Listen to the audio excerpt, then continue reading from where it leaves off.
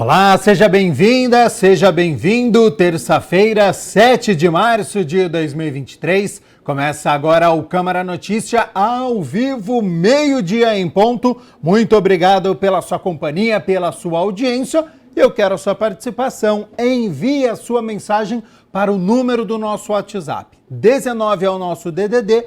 Para você que é de Campinas e região, pode ir direto no número 978293776. 978293776.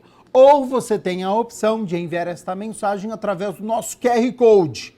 Como é que ele funciona? Está com o seu celular aí perto? Pegue o celular, abre a câmera como se fosse tirar uma foto e você vai apontar aqui, ó, com a câmera do seu celular apontada para este QR Code, já aparece uma mensagem no seu celular. O WhatsApp da TV Câmara Campinas. Você aperta e pode enviar o seu elogio, uma crítica construtiva, o que você quer assistir aqui no nosso telejornal, que a gente conversa ao vivo. Confira a partir de agora os destaques de hoje. Na nona reunião ordinária, vereadores aprovam em votação inicial o projeto de lei de autoria do vereador Igor Diego, que obriga o executivo a dar transparência pública às emendas impositivas. Parlamentares também aprovam proposta do vereador professor Alberto sobre alteração na comissão organizadora de feiras de artes e artesanatos comunitárias e populares em Campinas. Vereador Felipe Marquesi faz moção de apelo ao governo federal pela retomada do programa PAC Taubaté para a implantação de parque linear entre os bairros Jardim Santa Cruz e Jardim Bandeira 2. E o quadro Na Ponta do Lápis traz informações importantes em relação ao imposto de renda deste ano. E tem ainda o giro ambiental, falando das fortes chuvas atingindo aqui a cidade de Campinas e região. Nós vamos saber os motivos. A nossa equipe foi até o CEPAGRE na Unicamp. Tem futebol hoje, uma partida decisiva da Ponte Preta na Copa do Brasil. Previsão do tempo, tem muitos assuntos para a gente poder abordar, mas a gente abre a edição de hoje falando sobre o atendimento gratuito de fisioterapia, osteopatia, em que o Centro Universitário Unimetrocamp, aqui em Campinas, oferece. Como nós estamos no mês da mulher, amanhã é o Dia Internacional, o nosso foco vai ser sobre o excesso de responsabilidades, rotina corrida de muitas mulheres que acabam deixando o bem-estar de lado, a saúde e depois as doenças aparecem. Não é mesmo, Dalila Pereira, que está ao vivo lá no Centro Universitário? Então seja bem-vinda e boa tarde.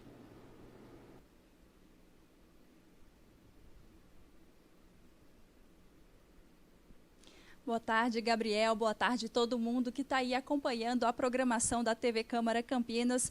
Pois é, como você bem mencionou, estamos aí no mês da mulher e a gente sabe que às vezes a mulherada se divide em várias tarefas, dentro de casa, no trabalho, na rua, tem que fazer supermercado, tem que levar a criança para o trabalho, tem tanta coisa para fazer e às vezes a saúde vai ficando ali de lado, vem as dores, nervos cansados, aquela dor nas costas e fica convivendo com aquilo, pensa que não tem solução, mas uma boa fisioterapia, osteopatia, dá para resolver muita coisa aí.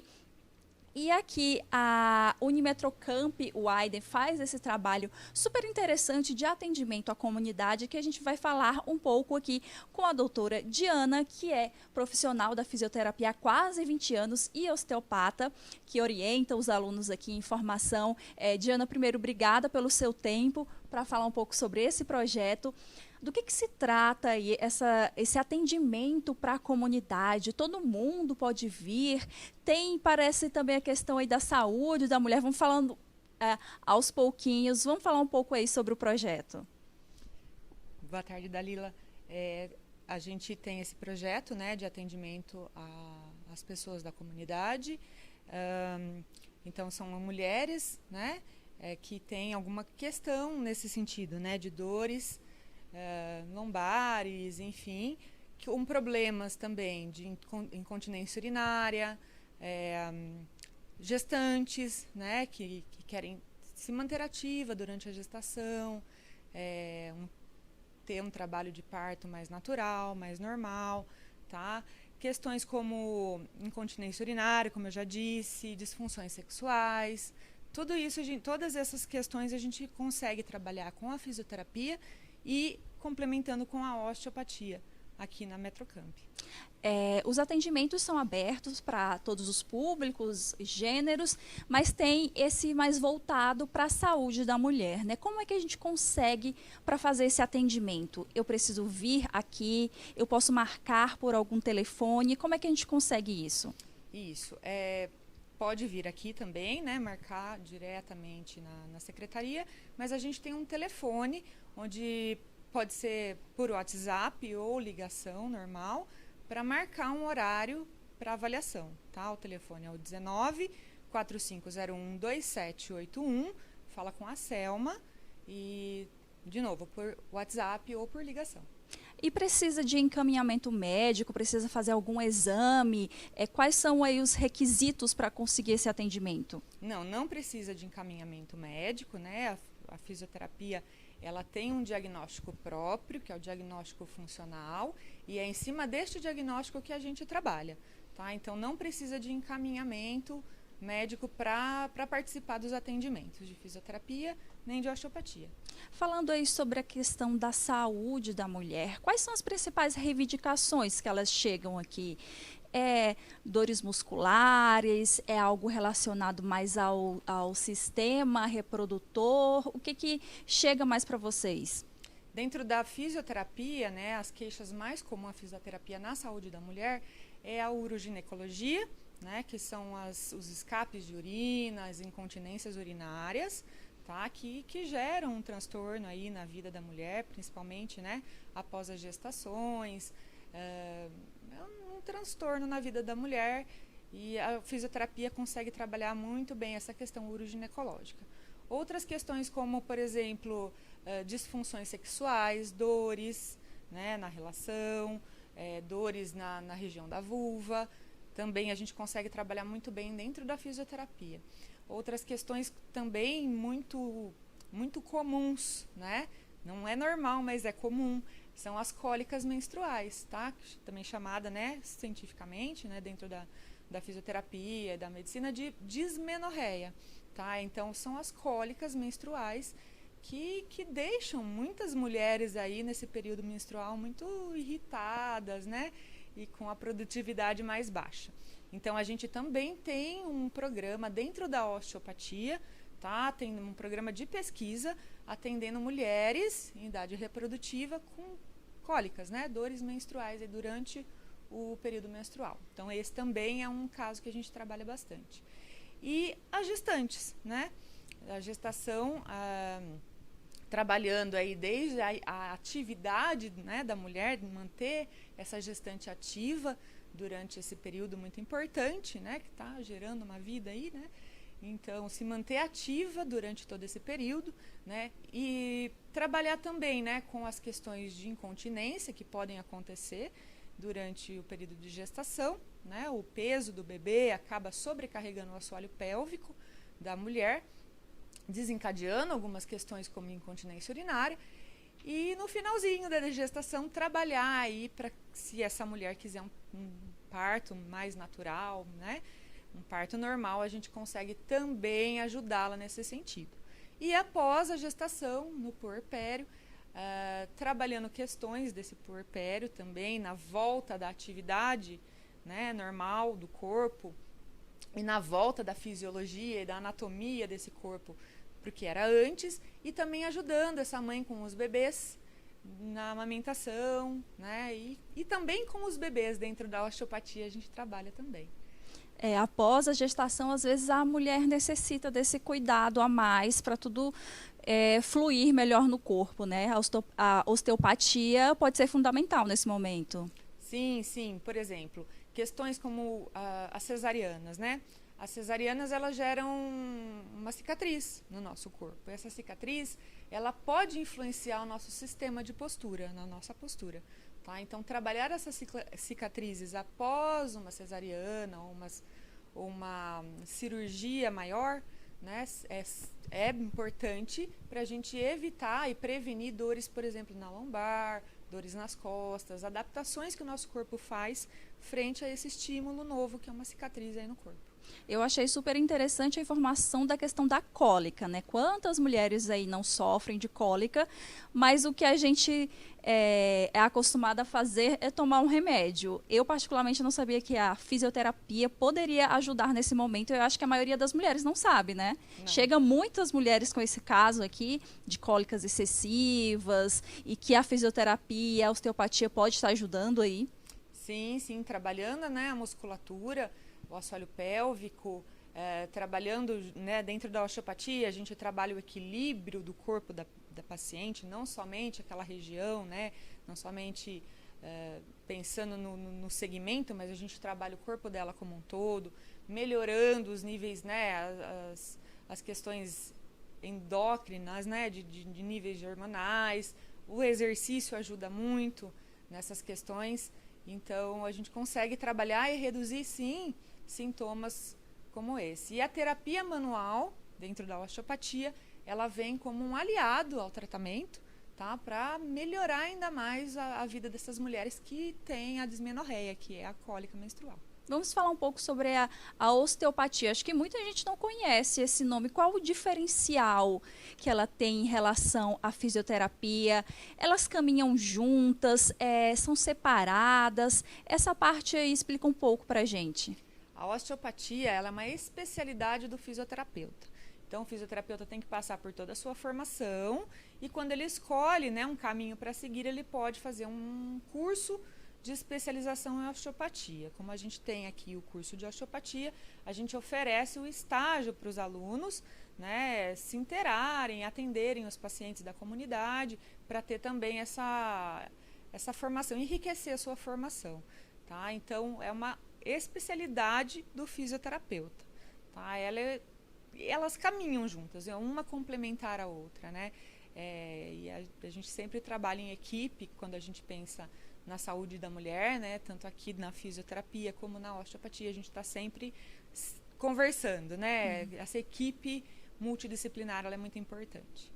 E as mulheres vêm com muitas queixas, às vezes, de dizer, não tenho tempo de me exercitar, não tenho tempo de me cuidar, e acabam vindo com essas dores, com algum problema. É recorrente esses comentários? Sim, sim. A maioria, né, dos atendimentos a gente faz quando a condição já se instalou, né? Lembrando que a gente também consegue trabalhar com a prevenção, né? A fisioterapia ela está muito ligada à prevenção. Então a gente consegue fazer esse trabalho antes da condição aparecer.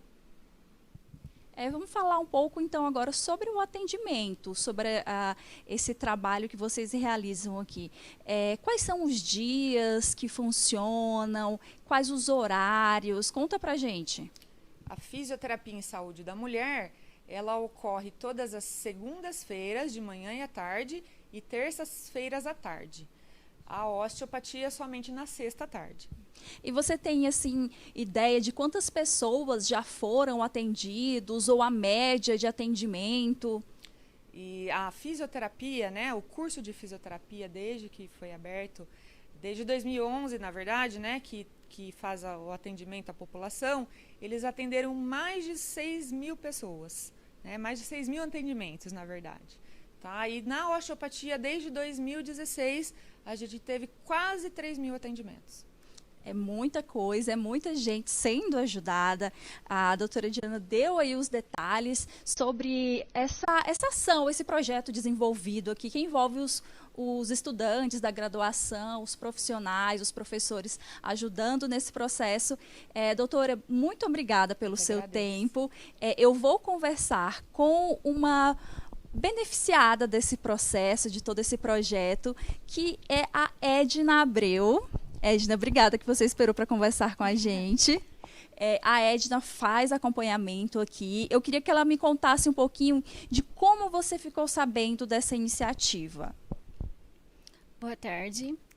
Eu fiquei sabendo através de redes sociais e por indicação. E qual foi a queixa que você teve, que veio buscar aqui o seu tratamento?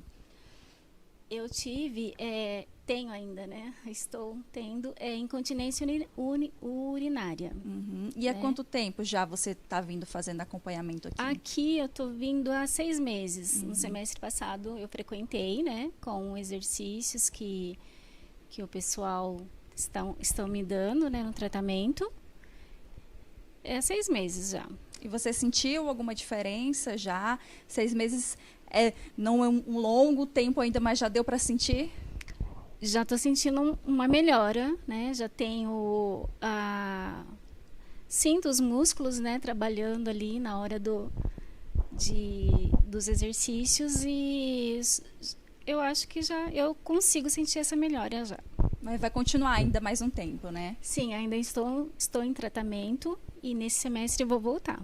E como é o atendimento aqui? Está sendo bem atendida? Sim, ótimo. Eu adoro o atendimento, é muito bom mesmo. Os alunos são bem dedicados, os professores atenciosos. Eles dão os exercícios, né? E se preocupam em saber se está surtindo um efeito. Então, recomenda? Eu recomendo. Obrigada pelo seu tempo e por contar essa sua experiência para a gente, viu, Edna? Obrigada. Gabriel, foi aqui, a gente contou um pouco aqui dessa ação, desse projeto aqui na Unimetrocamp. Quem tiver interesse, entre nas redes sociais, procura o telefone, que com certeza vocês vão ser bem atendidos também. E eu volto com você aí no estúdio. Muito obrigado, Dalila Pereira, por todas as informações. Agradeço também a disponibilidade do tempo da Diana Schiliterer, que é instrutora de estágio do curso de fisioterapia do Centro Universitário Metrocamp. Também a paciente, né, conversando com a nossa equipe sobre este trabalho gratuito que é realizado aqui na cidade de Campinas. Agora, 12:00 mais 17 minutos, vamos fazer o seguinte: primeiro intervalo aqui no nosso Câmara Notícia. E na volta tem entrevista ao vivo com uma autora de best-sellers, ela que é especialista. Nós vamos falar sobre empoderamento feminino, sobre liderança feminina, um assunto importante, já que nós estamos no mês da mulher. Amanhã é o Dia Internacional da Mulher. Se você tem algum questionamento, se você quer contar algum caso sobre este tema, sobre igualdade de gênero, já pode ir mandando pra gente, viu? 19 é o nosso DDD, 978293776 é o número do nosso WhatsApp. Manda pra gente o seu questionamento ou o seu caso, que eu repasso aqui para nossa especialista. Hoje eu converso com a Heloísa Capelas. Depois do nosso intervalo, não saia daí.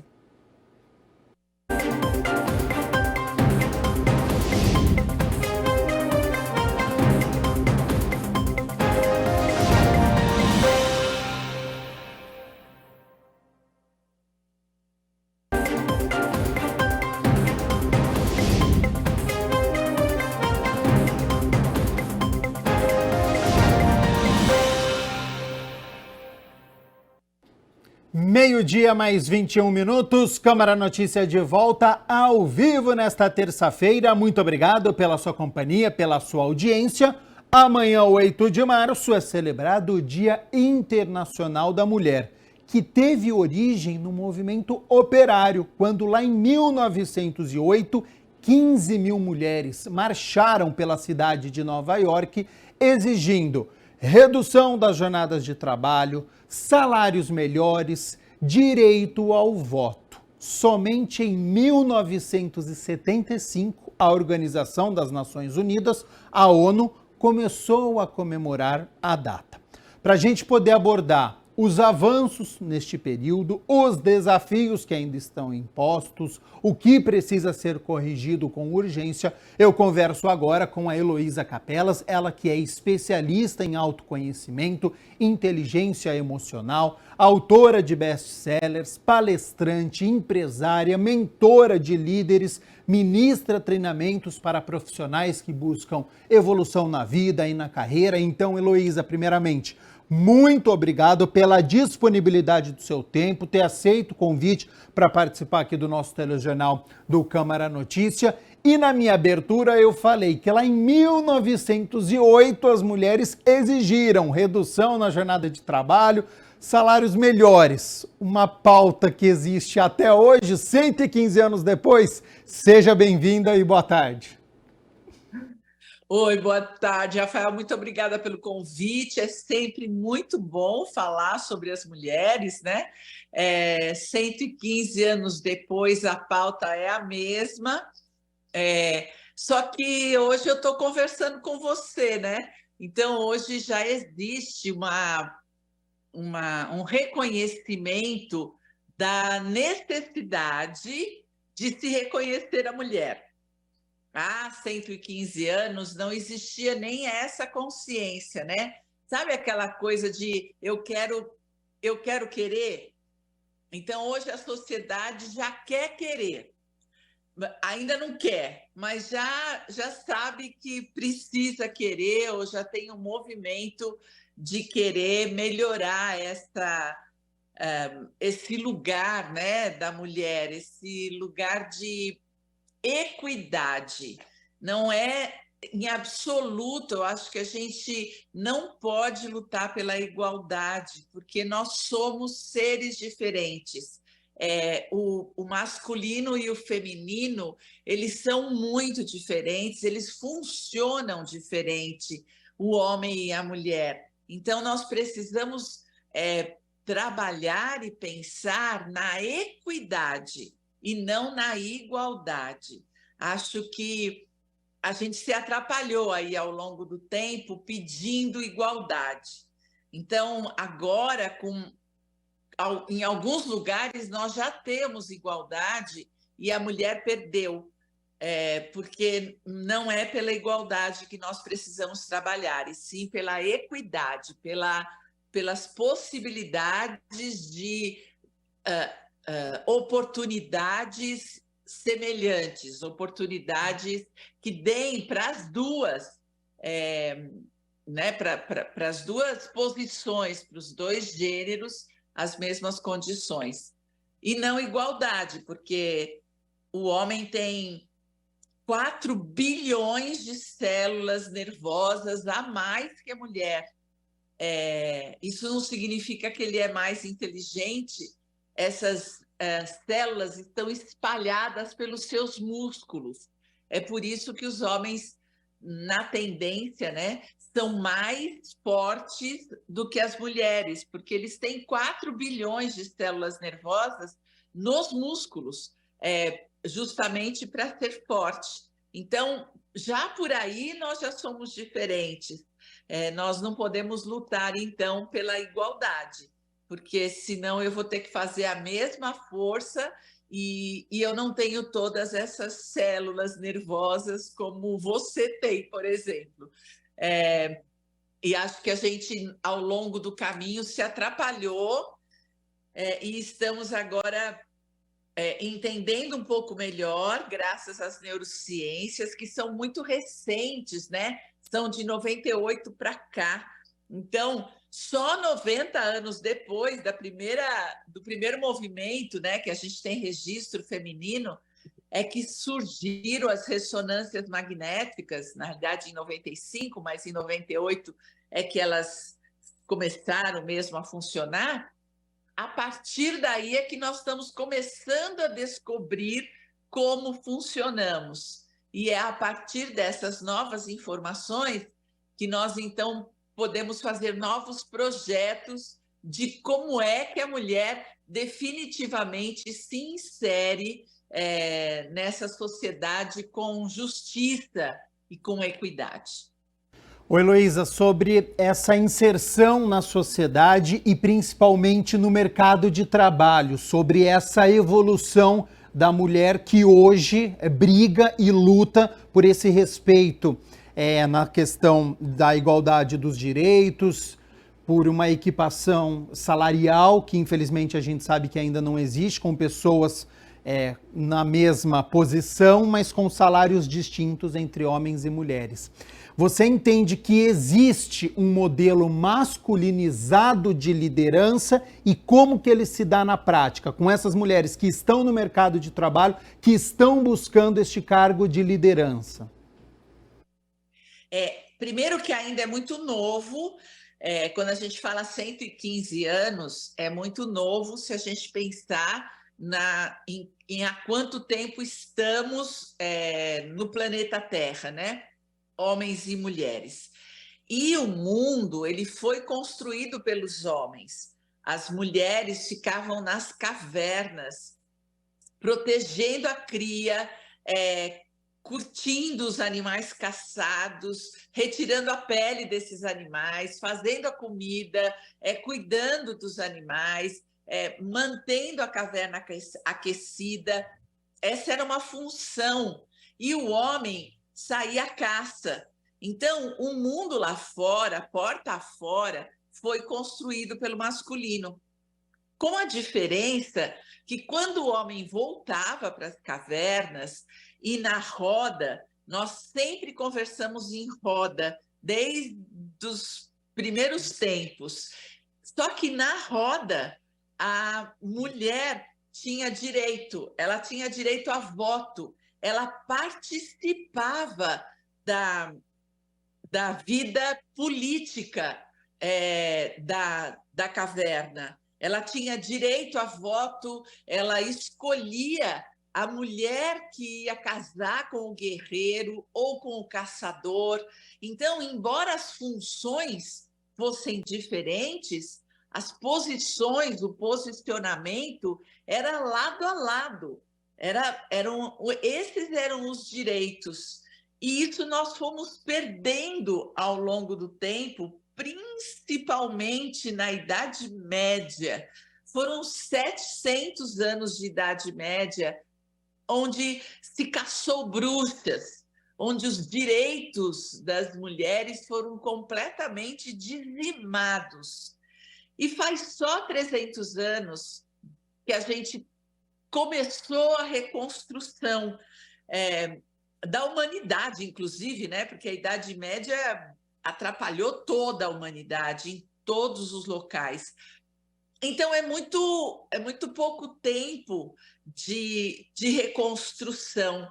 Nós ainda temos arraigado em nós um preconceito vindo da Idade Média de que a mulher é completamente sem valor. E isso, na antiguidade, ela não tinha possibilidade de caça, porque ela era um ser mais frágil.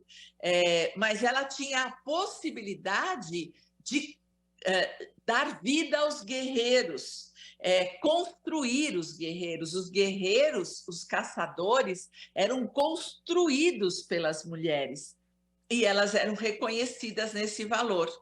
Na Idade Média, isso foi completamente retirado. Ela ficou só com a fragilidade, não mais com a força. Muito pelo contrário, né? A menstruação, a gravidez, essa força feminina era vista como vergonha, como falta de privilégio, né? A mulher tinha obrigação de gerar um herdeiro, mas ela não cuidava desse herdeiro, porque não acreditavam que ela pudesse criar um guerreiro, né? Porque ela pudesse, de fato, criar um herdeiro.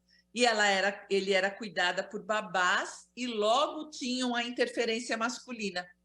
Então, é muito recente essa confusão na nossa vida e o preconceito está impregnado. Então, não é só em relação à mulher, né? Em relação aos negros, em relação aos portadores de deficiência, tudo que sai desse mundo masculino é fraco. E isso é histórico. A gente precisa compreender a nossa história e o esforço que todos nós, homens e mulheres, estamos fazendo para mudar essa história. Mas é ainda muito impregnado de que a mulher é mais fraca e, por isso, merece menos. Ô Heloísa, diante deste contexto histórico que você está passando aqui para a gente, e a mulher hoje que quer ascender este mercado de trabalho, que quer essa liderança, você entende que muitas mulheres assumiram modelos masculinos de perfil de líder para tentar se inserir neste mercado de trabalho? Se sim, o quão prejudicial é esse comportamento. Sim, nós fomos para o modelo masculino, porque era o único modelo que existia. Então, para sair de casa, e nós começamos a sair nas guerras, né? A Primeira Guerra Mundial foi a grande oportunidade, e foi logo depois, né? Foi em 14, então em 1908 é que a gente começa a brigar. Em 14, a sociedade vai precisar da mulher, ela vai dirigir trator, ela vai dirigir jornal, ela vai fazer todos os caminhos masculinos, porque era esse caminho que estava pronto, e os homens foram para a guerra. Eles morreram, eles ficaram deficientes, eles voltaram completamente perturbados psiquicamente, e a mulher precisou assumir esse lugar por necessidade, né? No entanto, então foi nesse momento que a mulher assume e aparece no mundo. E aí o único modelo que existia era o modelo masculino, e ela vai. E ela tem que ir com muita força, porque assim que acaba a guerra, que os homens começam a voltar, aqueles que têm condição de voltar ao trabalho, eles imediatamente retiram a mulher do posto. Aquele lugar que ela tinha assumido, né, e ela tinha dado conta, é excluído, né, é roubado dela. Volte para casa. A expressão, né, lugar de mulher é no tanque. É nesse lugar histórico, né, quando os homens voltam, e eles precisam honrar a sua hombridade, eles precisam, e aí eles retiram novamente a mulher da frente. Anos depois, quer dizer, só uma geração seguinte, né, 30 anos depois, acontece a Segunda Guerra Mundial, onde, de novo, a mulher precisa voltar, e o modelo continua sendo masculino.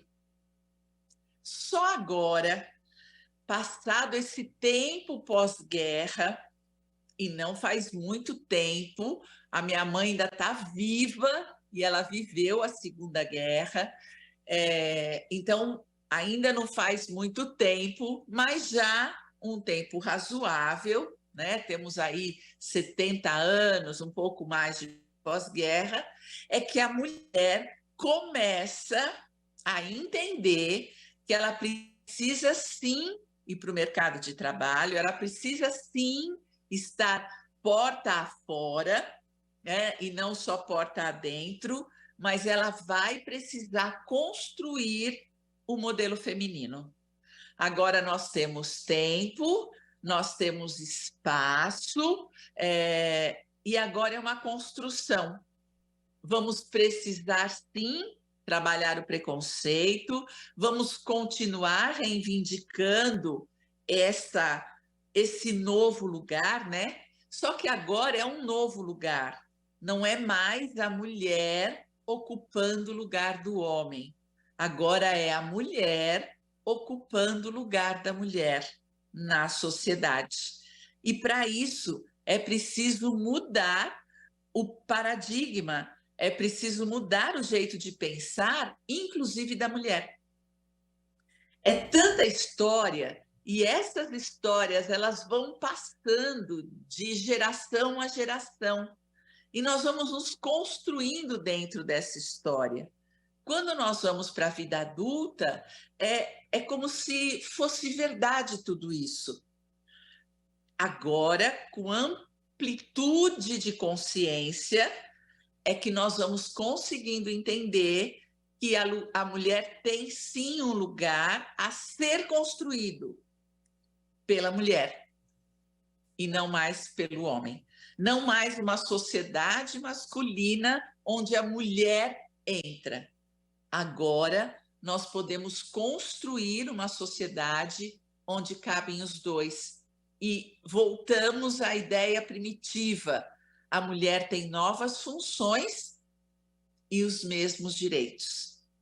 Essa é para onde essa é a meta, né? É para onde agora nós podemos... Nessa direção, né? Ô Heloísa, sobre essa ruptura que você está citando agora, desta quebra de preconceito que é necessária, para quem está nos acompanhando, você entende que ela é mais difícil para aquela mulher que está numa grande empresa e almeja posições melhores, ou nas pequenas empresas que às vezes estão escondidas e aí o que acontece lá não ganha visibilidade? Onde que esse caminho ele é mais complicado para essa mulher? O caminho complicado é do grande. Quanto maior, quanto mais visibilidade, quanto maior for a meta, maiores os riscos. Numa empresa pequena, existe a necessidade dessa mulher e ela então pode usar os seus talentos, os seus atributos e conquistar espaço mais facilmente. E num grande lugar, com muita gente, não é só com o dono que ela vai lidar, não é só com o líder, né, imediato, não é uma grande população e o preconceito vai estar ali intermediando, inclusive, as relações de homens e mulheres. Então, o esforço dela, a determinação dela, a coragem dela para enfrentar esse ambiente é muito maior. Ô Heloísa, sobre essa imagem da mulher que muitas vezes ainda carrega um estereótipo, né? Quero relembrar aqui, em 2016, uma revista para exaltar a então primeira-dama, na época era a Marcela Temer, colocou logo na manchete, bela, recatada e do lar. E o texto enaltecia uma postura discreta, que falava pouco, citava que ela usava saias na altura do joelho, enfim, isso foi amplamente debatido, discutido, um padrão que existia, que eu acho que era lá na década de 70. Você entende que essa discussão foi importante, essa capa foi discutida, teve uma quebra de paradigma sobre esta mulher que hoje não é mais recatada, que hoje ela não está mais do lar, que ela tem essa liberdade para poder ter outras atitudes na sociedade? Como é que você encara de 2016 para hoje? Olha, eu diria para você que tá tudo igual. Nossa, muito, muito, muito pouco. A mulher hoje é mais corajosa, mas ela continua com os paradigmas velhos. Ela ainda é uma afronta, né? Ainda é um exercício. O vestido vermelho, a saia acima do joelho, o decote, um colar exuberante, uma maquiagem mais forte, ainda é cada coisa em seu lugar. Então, isso é permitido para as atrizes, para as youtubers, para ainda... Né, é nesse lugar. Quando a gente fala de empresa, quando a gente fala de posição social, quando a gente fala de exposição na área profissional, o que se espera é a cor creme, é a cor marrom, é a discrição, é a saia para baixo do joelho, é a calça menos apertada, é o blazer dando forma elegante. Então, nós ainda estamos dentro do paradigma. Ainda muito apontado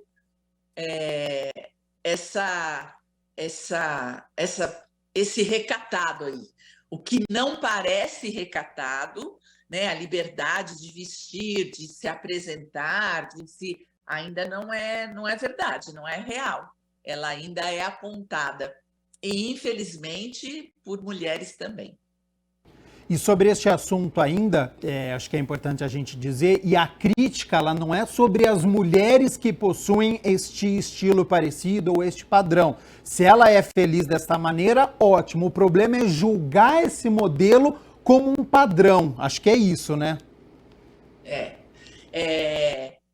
Não, e não tem importância como você se movimenta na sociedade, ou não deveria ter. Se você está satisfeito com você, com quem você é, claro que você não irá de biquíni a uma missa. Claro que você não vai de Havaianas a um jantar elegante. Ok que existem lugares e tem roupas e tem estilos, ok. Mas ainda estamos muito fechados com aquilo que a mulher se parece, menosprezando a mulher quando ela vai do jeito dela. E do jeito dela com o mesmo valor que vai o homem do jeito dele. Ele pode ir de sapato social sem meia, ele pode ir com a camisa fora da calça, com o blazer em cima, aparecendo a camisa, ele pode ir com a gravata solta, descabelado, tudo isso ele faz um tipo. Estilo, a né? Mulher não. A mulher não pode. Se ela quiser o estilo dela, ela será apontada e daquele jeito não cabe naquele lugar. E, infelizmente, e ainda é mais pelas mulheres do que pelos homens. A gente ainda está em processo de ampliar a consciência e valorizar a mulher. É um processo. Já avançamos muito, mas ainda tem um caminho pela frente. Ô Heloísa, como que você define o empoderamento feminino? Porque vira e mexe esse tema, ele vem à tona, ele é discutido, muitas vezes ele não é compreendido, às vezes ele fica muito dentro de um contexto específico e aí as outras pessoas olham de uma maneira que elas não conseguem talvez enxergar. Como que você definiria este empoderamento feminino e se muitas vezes ele é tirado de contexto? O empoderamento feminino deveria fazer parte, né, de um contexto, como você mesmo disse. Se nós estamos trabalhando para crescer como sociedade e definindo a equidade, o empoderamento perde sentido. Agora, se nós ainda estamos com o paradigma masculino de um mundo construído pelos homens e eu preciso ocupar esse lugar, eu vou lutar pelo meu poder. Porque o empoderamento é dar poder à mulher. Para mim, isso é velho, porque a mulher já tem o poder. Ela não tem, dentro da sociedade, a equidade. Nós ainda não damos à mulher as mesmas oportunidades. Isso é a equidade. Eu ter a mesma oportunidade que todos os outros têm. Eu ainda estou lutando pela liberdade de expressão, para ocupar um cargo que só homens ocupam, olhar na política, né? Então, eu preciso empoderar a mulher, isto é, dar a ela o poder de ocupar 50% das cadeiras da nossa Câmara, né? Do nosso Senado. Eu ainda preciso dar poder a ela. Mas, na realidade, é velho isso. Isso era do começo da luta. Agora a gente está trabalhando. Eu não gosto da expressão lutar, porque nós não estamos em guerra. O feminismo não é uma guerra. O feminismo é os direitos iguais para ambos os gêneros. Isso que é feminismo. No começo, a gente entendia que era a luta de poder. Então, eu precisava empoderar para ter o mesmo poder para lutar com o gênero, né? Para lutar com o homem. Não, nada disso. Nós não precisamos lutar com ninguém. Não, a questão não é diminuir o homem para enaltecer a mulher. A questão é ampliar as possibilidades de equidade, ampliar as possibilidades de cada um cumprir a sua função e todos terem os mesmos direitos, as mesmas possibilidades. E isso é um trabalho, isso é um exercício, não é uma luta de classe, não é uma luta de poder nem de gênero. Agora a gente está ampliando consciência para chegar nesse lugar. Oi, Heloísa, na sua resposta você falou algo muito importante e interessante, que é política. E um estudo da ONU, a Organização das Nações Unidas, mostrou que o Brasil, na América Latina, com 11 países avaliados, ficou na nona colocação com 11 países, em relação à representatividade feminina e de paridade política entre os sexos. Sem representatividade, o desafio é ainda maior, por isso que você citou essa questão de 50% das cadeiras, as mulheres são maioria na nossa sociedade, mas na hora dessa representatividade política, ela não aparece. Como nós estamos num exercício de equidade, de buscar esse lugar bom para todos, sem equidade política, como a gente vai fazer o exercício político? O exercício de construir leis, de mudar leis, de observar leis. Sem a mulher lá, o olhar é masculino. E é um olhar diferente. E, de verdade, ele vai trabalhar pelo olhar dele. Não tem, para mim, não tem muito sentido o homem defender, né, a postura ou a posição ou os direitos da mulher, né? Quem precisa fazer isso é a própria mulher. É ela que precisa defender, trabalhar, exercitar, discutir essa equidade. E, para isso, ela precisa estar lá, porque ela vai olhar de outro ponto de vista. Não é um ponto de vista nem melhor nem pior. É diferente, é o feminino.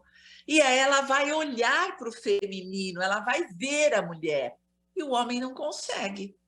E não é má vontade, ele não consegue, ele vai trabalhar e vai defender leis que vão reforçar o preconceito, vão reforçar mais do mesmo. As mulheres precisam estar lá, sim. Eu, por exemplo, já faz algum tempo, alguma temporada, que eu só voto em mulher.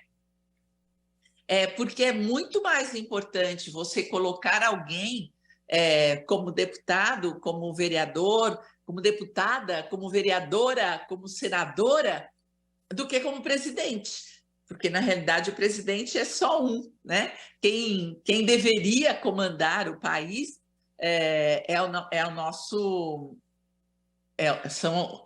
o legislativo, é aquele que promove as leis, né? É nesse lugar que as mulheres precisam estar.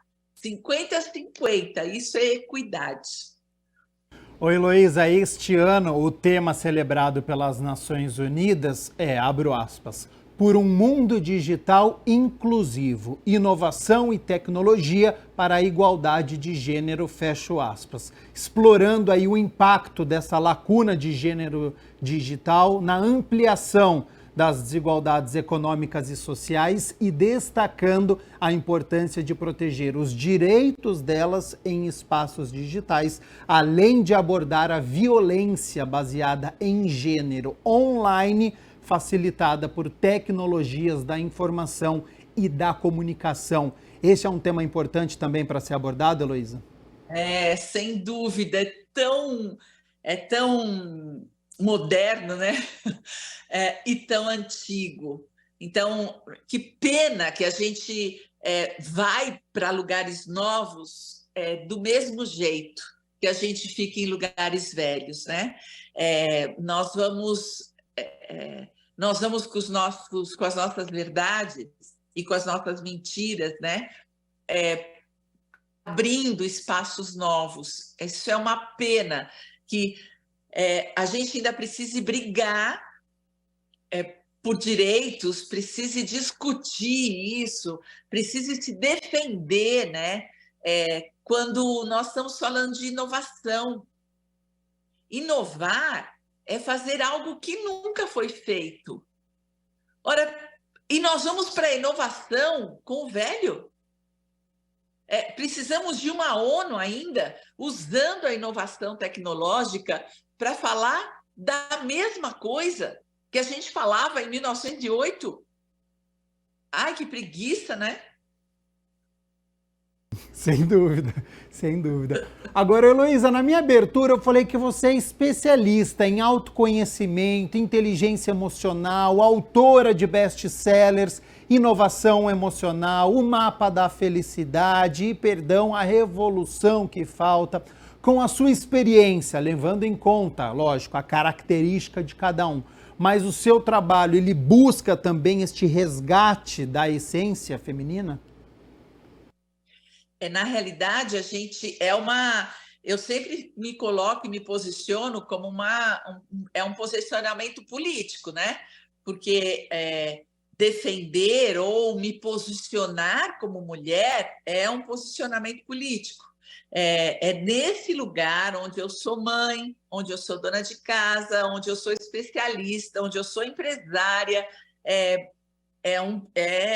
Eu costumo dizer que ser Heloísa é sempre um risco, porque é dentro dessa nossa sociedade que estamos. Se por um lado, olha que lindo, foi essa mesma sociedade que permitiu que eu fizesse esse caminho. Então, nesse sentido, eu sou inspiradora de mulheres. Eu as inspiro para que elas também se posicionem no seu lugar, né? Aonde vivem, na sua própria sociedade. Por outro lado, eu também inspiro líderes e homens a se olharem e a olharem para os seus preconceitos.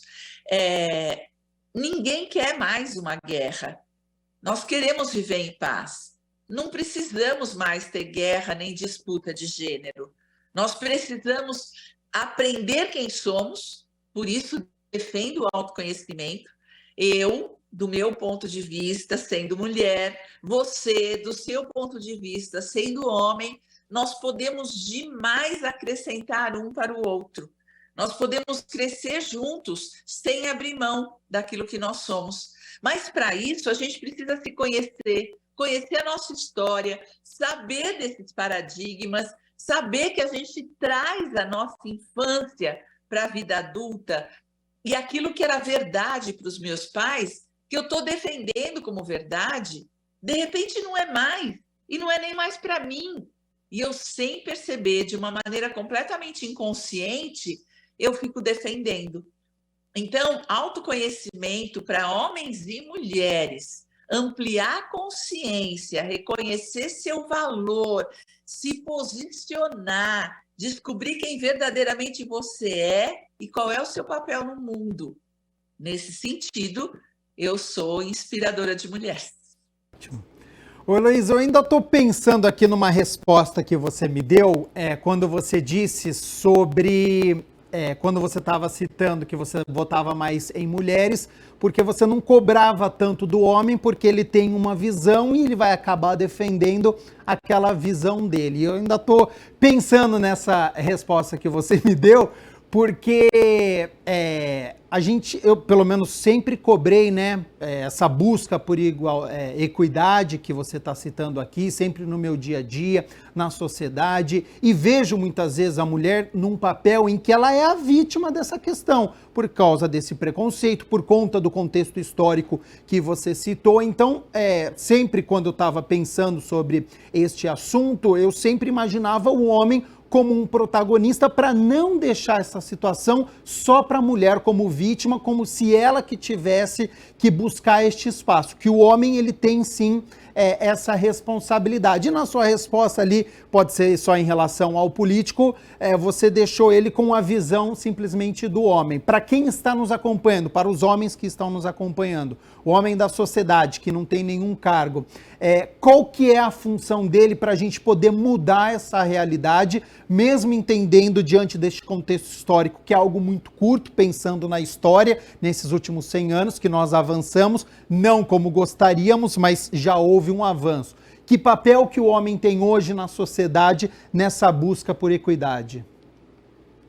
Olha, lindo, parabéns por essa pergunta, porque acho que falei mal.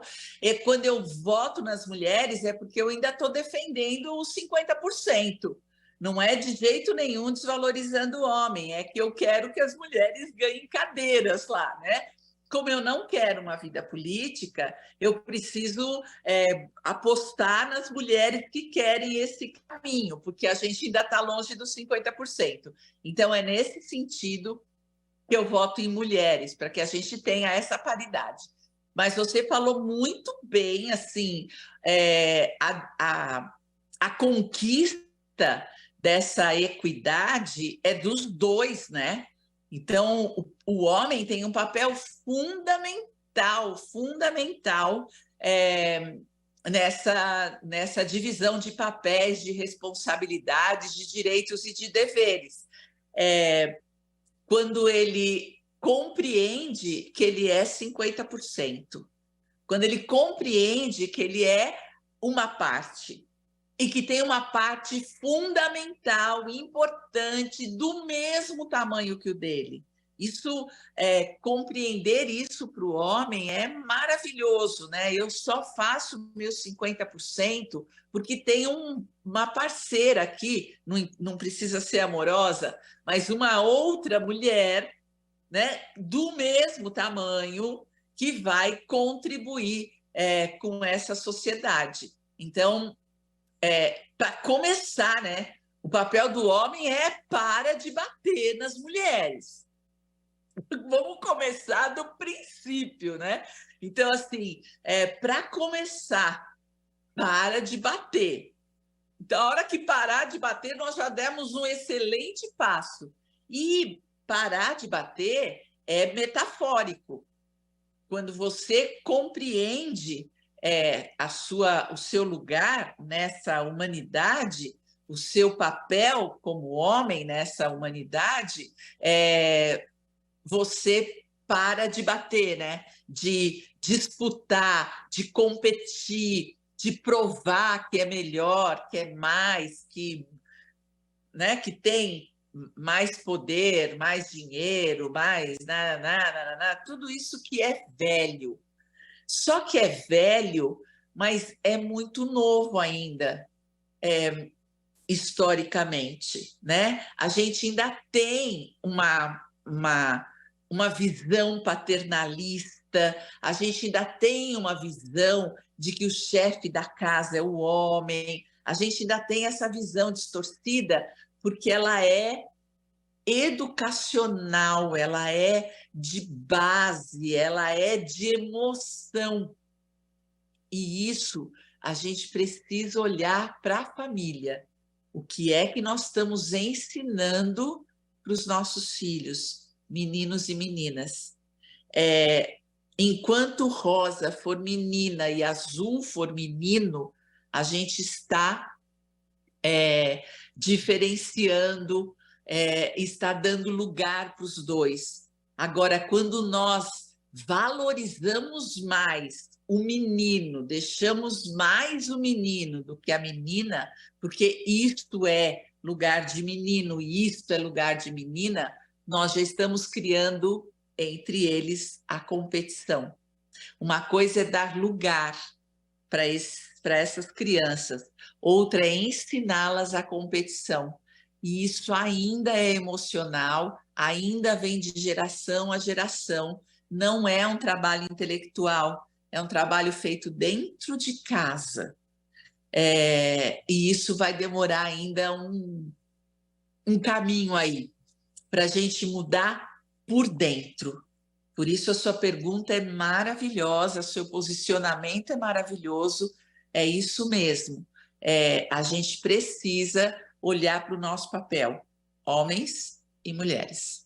Ótimo, então já fica a dica e a sugestão para você, homem, você que está nos acompanhando, né? O papel que nós temos na sociedade para mudar este preconceito enraizado na nossa sociedade. Heloísa, para a gente poder encerrar, como é que a gente muda essa situação pensando que pode ser feito a curto, médio e longo prazo? Você já deu algumas sugestões aí na sua última resposta. Tem a questão educacional, tem a educação dentro de casa, então tem educação na escola, mas a educação dentro de casa, tem a questão política, curto, médio e longo prazo. A gente tem alguns desafios aí. É um caminho, né? E o caminho passa sempre, para ser mais rápido, por autoconhecimento. Ninguém muda por decreto. Não adianta a gente decretar, embora seja muito importante o decreto. Eu sempre lembro disso. Eu tenho uma filha deficiente mental. E eu sou da época que não existia a inclusão. Foi um decreto a inclusão. Veio de cima para baixo. Até hoje, nós trabalhamos a cabeça das pessoas. Até hoje, ela chama a atenção quando vem a público. Até hoje, a gente tem muita dificuldade com as diferenças, mas nós já temos uma escola mais inclusiva, porque foi um decreto. Um decreto que desestabilizou tudo, que deu muita confusão, que foi muita imposição, mas a gente precisou se ajeitar. Não está bom. Precisa de muito caminho, mas agora o decreto está feito. Agora precisa do caminho das pessoas. Então, decidir por decreto que a mulher tem os mesmos direitos e que precisa receber os mesmos salários que o homem é fundamental. Mas a mudança mesmo é feita indivíduo por indivíduo. Essa mudança é a mais lenta. A mudança educacional é a mais devagarinho. É por isso que a gente ainda não deu saltos em 115 anos. Porque na política a gente usa a cabeça, mas na vida a gente usa a emoção. E o que vale é o que está na vida. Na verdade, não vale o decreto. Naquela escolinha onde não pode entrar deficiente, está valendo a emoção das pessoas. Embora o decreto seja o mesmo. Isso vai acontecer com as mulheres. Por isso eu digo das mulheres na política, porque elas precisam decretar. Mas a mudança é individual e intransferível, e ela só vem com o autoconhecimento. Caminhando junto, né? A cabeça e o coração, a emoção, a política, o decreto e a atitude da sociedade para, quem sabe, perto, né? Mas convergir, a gente tem uma sociedade muito diferente. Heloísa Capelas... A gente devia deixar tudo isso escrito, é por isso que eu escrevo livros. Porque daqui 115 anos, as pessoas vão querer saber como é que a gente fez essa transição. A gente precisa escrever isso, para que eles estejam bem mais adiantados do que a gente e digam, olha, há 115 anos, olha que barbaridade que eles faziam. A gente tem que escrever isso. Eles enxerguem com muito absurdo muitas coisas que acontecem hoje em dia, viu? Heloísa, muitíssimo obrigado pela aula que você deu aqui pra gente, pela disponibilidade do seu tempo. Já faço um novo convite para você retornar aqui ao nosso Câmara Notícias para falar sobre esse, mas também sobre outros assuntos, e fica aberto aí para suas considerações finais. Eu só quero dizer para você, para todos que estão nos ouvindo, que nós estamos no caminho. A gente está indo muito bem. Talvez a gente possa dar uma aceleradinha, mas nós vamos acertar. Nós estamos em processo de evolução. A humanidade está sempre indo para frente. Eu tenho absoluta certeza que os nossos jovens saberão fazer melhor do que a gente, os nossos netos, os nossos bisnetos, e daqui 15 anos, daqui 115 anos, nós estaremos melhores. Eu tenho absoluta certeza. É isso, sempre em frente e sempre evoluindo, agradecendo mais uma vez a participação da Heloísa ao vivo nesta terça-feira aqui no nosso Câmara Notícia, falando sobre equidade, sobre o direito das mulheres, tudo que nós precisamos avançar e os desafios que estão impostos a todos nós.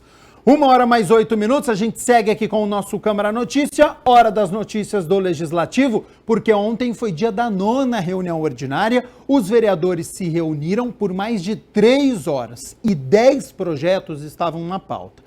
Entre eles, foi aprovado em votação inicial o projeto de lei de autoria do vereador Igor Diego, que obriga o Executivo a dar transparência pública às emendas impositivas dos parlamentares, a lei orçamentária anual e o status de execução destas emendas.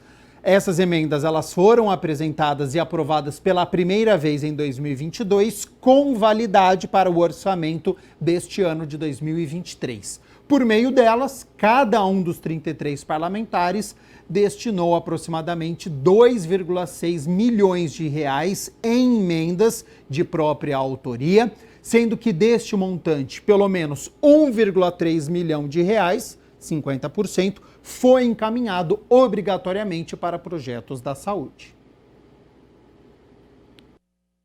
É importante tanto para a Câmara Municipal, né, quanto para o cidadão. Nós tivemos também aqui a visita do terceiro setor no início do ano, questionando, perguntando, e hoje nós estamos, né, numa era digital, moderna, onde a transparência pode ser aplicada através dos mecanismos digitais. Então essa propositura vem de encontro que esse projeto da emenda nasceu nesse ano de 2023, né, vai ser o primeiro ano que nós vamos disponibilizar, indicar, e que também nasça junto essa transparência de maneira clara e de fácil leitura. E olha só, também em primeira discussão foi aprovado o projeto de autoria do vereador professor Alberto, que altera uma lei lá de 2002, que trata da criação de novas feiras e da regularização das feiras de artes e artesanatos comunitárias aqui na cidade de Campinas.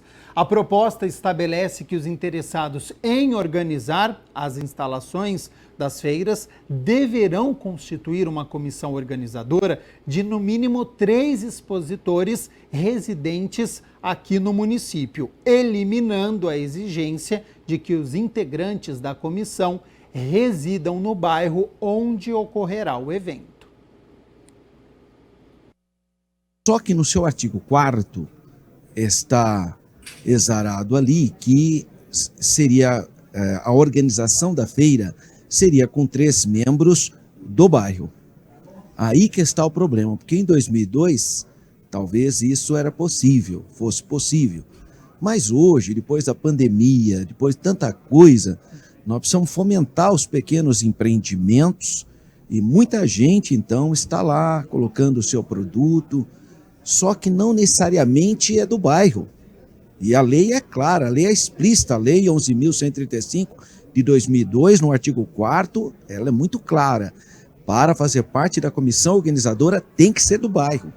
E aí tem feira que não tem mais organização, porque não tem todos os expositores do bairro. Às vezes tem até uma pessoa do bairro, mas não todos. Então, essa lei, quem trouxe para essa casa foi o nobre vereador Paulo Búfalo.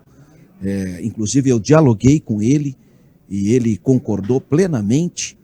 Então, nós estamos sugestionando uma mudança no seu artigo 4º dessa lei, 11.135 de 2002, lei municipal, para permitir que pessoas que não necessariamente, expositores que não necessariamente morem no bairro, mas que morem na cidade de Campinas.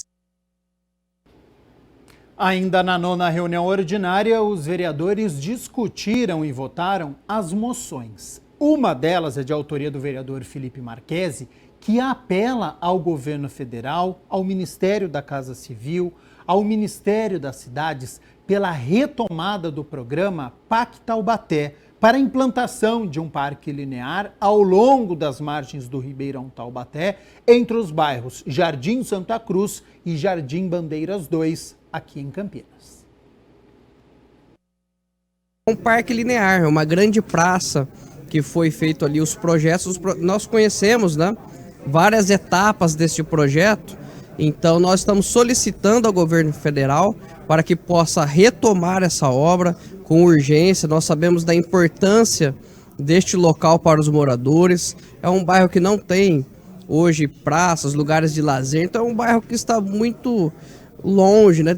Abandonado pelo poder público, e precisa ser retomada essa obra. Uma obra tão importante que vai dar qualidade de vida, mais saúde para os moradores. Com certeza vai ser um grande avanço para aquela região que tanto espera, há tantos anos espera por este projeto que só está no papel por enquanto. Várias famílias já foram removidas ali das margens do córrego Taubaté e ainda não foi implantado nada. Então esta moção é de apelo para que esse projeto possa ser colocado em prática e possa iniciar, dar o pontapé inicial.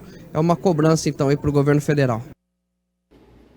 Lembrando que você pode rever ou você que perdeu, assistir à reunião ordinária, as mais de 3 horas de discussão e votação sobre os projetos no YouTube da TV Câmara Campinas. É só digitar lá, youtube.com/TV Câmara Campinas, tem uma aba de ao vivo, você clica lá e você consegue assistir na íntegra toda a reunião. O site está aqui embaixo da sua tela. A gente segue aqui com as notícias do Legislativo, agora 1h mais 14 minutos. Muito obrigado, viu, pela sua companhia, pela sua audiência. E o vereador Gustavo Peta pediu, através de 2 requerimentos, informações sobre os índices da atual situação de pobreza e vulnerabilidade quanto à moradia em área de risco aqui na cidade. O vereador Gustavo Peta requer informações sobre os índices de pobreza e vulnerabilidade social em Campinas. Olha, eu quero os números precisos de um índice que já é claramente notável em Campinas, de um aumento de famílias em situação de extrema pobreza na cidade. Já há alguns meses, talvez até alguns anos, há um aumento expressivo de número de famílias que passam da situação de pobreza, que já é uma situação lamentável, muito triste, uma situação de extrema pobreza. E isso é evidente que é resultado da atual situação econômica que o país vive, mas também é preciso ver quais têm sido as medidas políticas e qual a eficiência dessas medidas que o município pode fazer para atenuar essa situação de extrema pobreza, né? É uma situação lamentável, uma cidade rica como a nossa, uma cidade pujante como a nossa, ainda existia aí milhares de famílias vivendo uma situação em que a alimentação, por exemplo, não é um direito garantido para seus filhos, para suas filhas. Então a gente quer saber todos esses números para poder, inclusive, fazer uma fiscalização, uma atuação crítica junto à prefeitura para que as políticas possam melhorar e avançar no sentido de resolver esse grave problema que a cidade enfrenta. Dados do IBGE mostram que 48% da população do nosso país vive em extrema pobreza, ou seja, a cada 10 pessoas, 3 vivem em estado de vulnerabilidade, significando 11 milhões de brasileiros. Outra preocupação do parlamentar é sobre a atual situação de moradia da população mais carente. Por isso, ele protocolou também mais um requerimento pedindo informações sobre a atual situação e identificação das áreas de risco em Campinas. Essas famílias que vivem na extrema pobreza, quase todas, ou parte expressiva toda delas, vivem em situação de moradia muito precária. Precária que eu digo que colocam em risco a vida dos seus familiares, né? Tanto por estar em áreas de risco, de possibilidade de inundações, possibilidade de desmoronamento, como também em situações muitas vezes degradáveis, né, do ponto de vista do bem-estar, da saúde pública. Então é um índice também muito importante que a gente tem que levar em consideração e que a cidade de Campinas também enfrenta, mesmo sendo uma cidade tão rica como nós conhecemos na sua arrecadação, na presença de grandes empresas, né, na presença de uma rede de serviços muito forte. A desigualdade é uma marca triste da nossa cidade. O vereador Zé Carlos, através de um requerimento, pede informações à Prefeitura para a denominação de um sistema de lazer localizado no conjunto residencial Padre Anchieta. O requerimento protocolado pelo vereador Zé Carlos pede informações para a denominação do Sistema de Lazer 17, localizado na Avenida Papa João Paulo II, no conjunto habitacional Padre Anchieta, com o nome de Agostinho Mário de Andrade. No documento foram anexados o comprovante de óbito e o histórico completo da vida do homenageado, como determina a Lei Municipal 13.543 de 2009. O parlamentar fala da importância da denominação. Nada mais justo do que a gente estar prestando essa homenagem para ele que morou ali na nossa Vila Padre Anchieta. E até os moradores, né, que conhecem essa pessoa aí, vão eternizar o local, vão cuidar também do local. Sem dúvida, essa é a nossa intenção. É fazer com que eternize o nome dessas pessoas que trabalharam muito por Campinas, que tenham reconhecimento da população. E nós, como homens públicos, temos o dever de eternizar para que outras pessoas sigam o seu exemplo e que a população cuide desse local, principalmente aí a família, que vai se lembrar e todos os moradores ali, que ele deixou muita saudade, também ali na nossa Vila Padre Anchieta. A Elecamp, a escola do Legislativo aqui de Campinas, promoveu o evento Doenças Raras. Conscientizar é preciso, em parceria com o Instituto Amor e Cuidado. Acompanhe como foi. Em comemoração ao Dia Mundial das Doenças Raras, comemorado em 28 de fevereiro, a Elecamp, Escola do Legislativo de Campinas, recebeu o Instituto Amor e Carinho e outras autoridades. Doenças raras são definidas pelo número reduzido de pessoas afetadas, 65 indivíduos a cada 100 mil pessoas. Segundo a OMS, Organização Mundial da Saúde, elas são caracterizadas por uma ampla diversidade de sinais e sintomas, que variam de enfermidade para enfermidade, assim como de pessoa para pessoa afetada pela mesma condição. O encontro, que teve como anfitrião o presidente da Câmara, o vereador Luiz Rossini, recebeu representantes de organizações, especialistas e a coordenadora da Frente Parlamentar na Assembleia Legislativa de São Paulo, que trabalham o tema. Hoje nós estamos falando em 13 milhões de portadores de doenças raras no Brasil, 8 mil tipos de doenças raras. A saga do paciente para fechar o diagnóstico, a jornada é longa. Ele passa por 10, 15 especialistas para poder fechar o seu diagnóstico, que é a primeira etapa da vida do paciente com uma doença rara. Primeiro, ele saber qual é a doença que ele tem. Depois vem a segunda saga, que é ele buscar se houver tratamento para aquela doença específica. Falar de doenças raras, hoje em dia, é até um pouco menos difícil do que quando a FAG foi criada em 2005, né? Esse ano ela faz 18 anos, a maioridade da FAG. E realmente era algo muito desconhecido. Mas com esse trabalho das associações, dos familiares, primeiramente, né, formando grupos, isso foi importantíssimo para que a gente pudesse dar voz a esses pacientes, a essas famílias, que muitas vezes, como o próprio Wesley diz, né, peregrina de profissional de saúde a profissional de saúde, muitas vezes levando anos para se ter um diagnóstico. Algumas, infelizmente, nem chegam a um diagnóstico.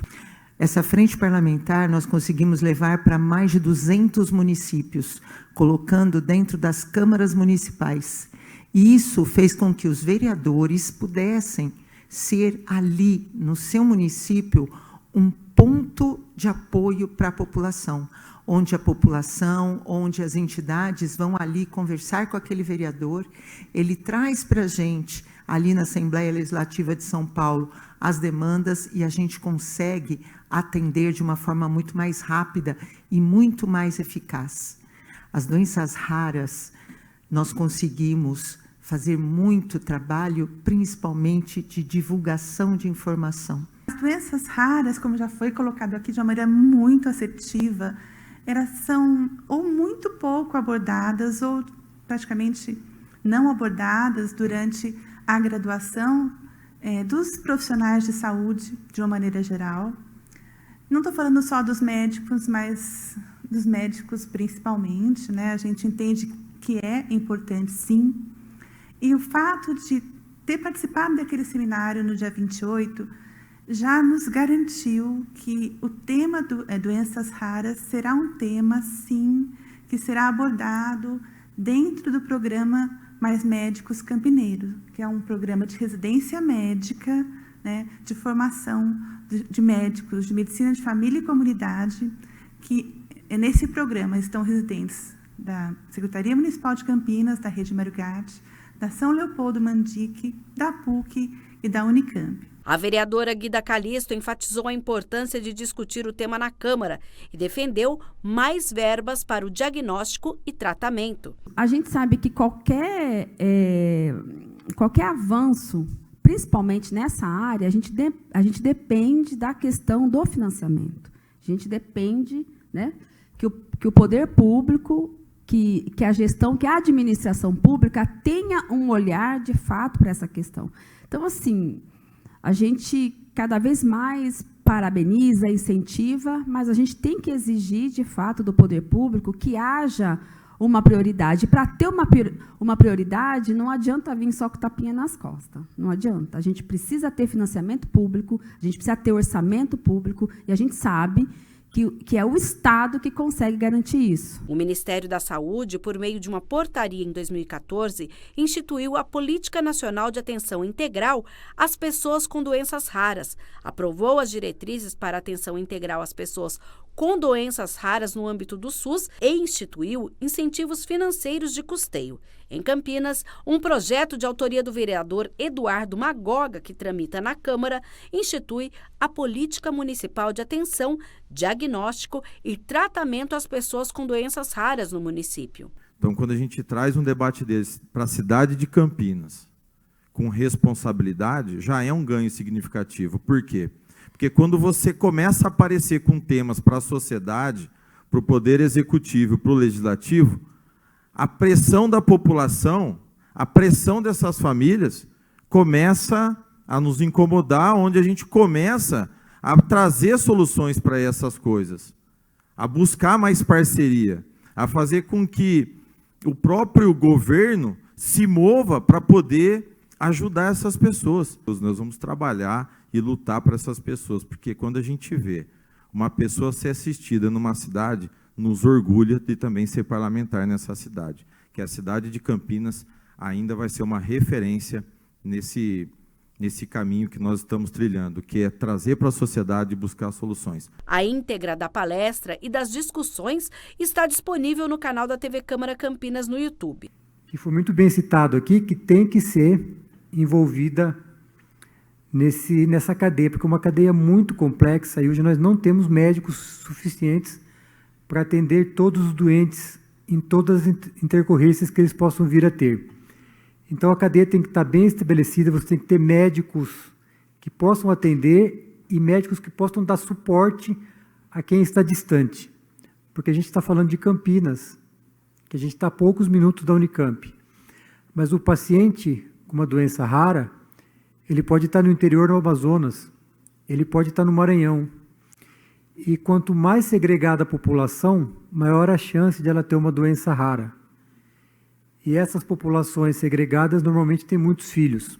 Então, se você encontra esses genes na população, você pode ter uma incidência muito maior da doença do que é usual. Rossini salientou a importância de estimular este debate. Dedicar um tempo, ainda que seja um dia de reflexão, mas que para que tenha sequência ao longo de todos os dias do ano, né, para que a sociedade campineira, órgãos públicos, profissionais da saúde, população em geral, possam estar discutindo esse tema. Na verdade, o objetivo da data é levar o conhecimento, né, e buscar formas de apoiar os portadores de doenças raras e as famílias que sofrem com esse problema, tentar estimular pesquisas para que possamos avançar no campo diagnóstico e também com relação ao tratamento.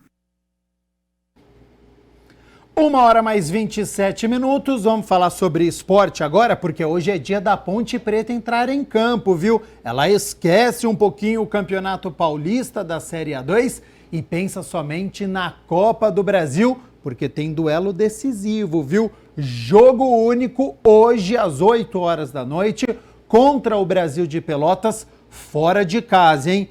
Quem vencer avança a terceira fase, se der empate o duelo vai para os pênaltis e obviamente quem for derrotado está eliminado da competição. Você já vê aí na sua tela o duelo entre Brasil de Pelotas e Ponte Preta. Para esta noite o técnico Hélio dos Anjos não vai poder contar ainda com o lateral direito Mailton, que tem uma lesão muscular, assim como o meia e maestro Elvis. O atacante Everton passou por uma nova cirurgia no tornozelo, então tem pelo menos estes 3 desfalques. Provável Ponte Preta para este duelo importante: Kaique França no gol, o Everton na lateral direita, a dupla de zaga Matheus Silva e o Fábio Sanches e o Arthur na lateral esquerda. Meio campo da Ponte deve ter Felipe Amaral, Leonaldi, Júnior Tavares e Matheus Jesus. E no ataque, Pablo Diego e Gé. Quem passar, quem avançar a terceira fase, embolsa mais 2,1 milhões de reais em premiação. Ajuda aí muito, né? A pagar as dívidas, os salários dos atletas. Então tem tudo para ser um jogo tenso e claro que amanhã na quarta-feira a gente balança as redes e conta a história desta partida entre Brasil de Pelotas e Ponte Preta pela Copa do Brasil. 1h mais 30, olha só, hein? A partir do dia 15 de março, quarta-feira da semana que vem, milhões de brasileiros precisam declarar o imposto de renda. Então, sobre os comprovantes de rendimentos e despesas, para declarar bem imóveis, fique bem atento porque você vai acompanhar o nosso quadro na ponta do lápis.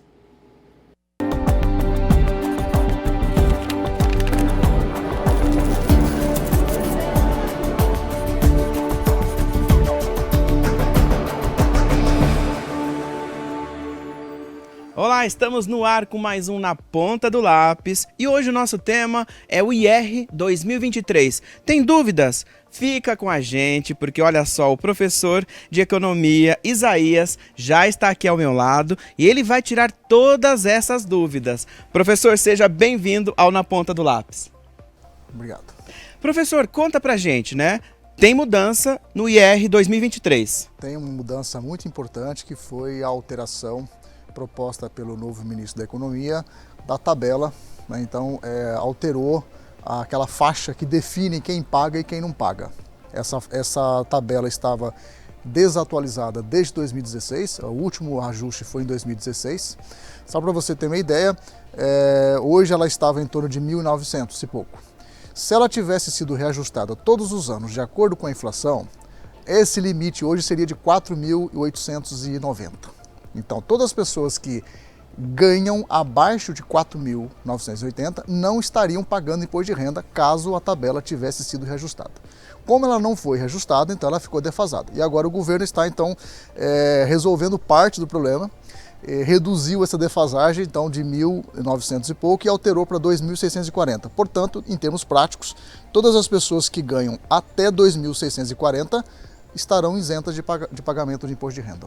E aí nós temos então a obrigação, né, de quem se enquadrar, né, nessa tabela tem que fazer a declaração. Tem que fazer a declaração, porque não fazer a declaração pode ter várias implicações depois, né, em termos de até mesmo empréstimo, crédito, isso pode ter implicação. É uma obrigação legal. Hoje, felizmente, a Receita Federal ela vem facilitando ano a ano esse processo de declaração, né? O aplicativo você baixa no seu computador ou no seu tablet ou no seu celular.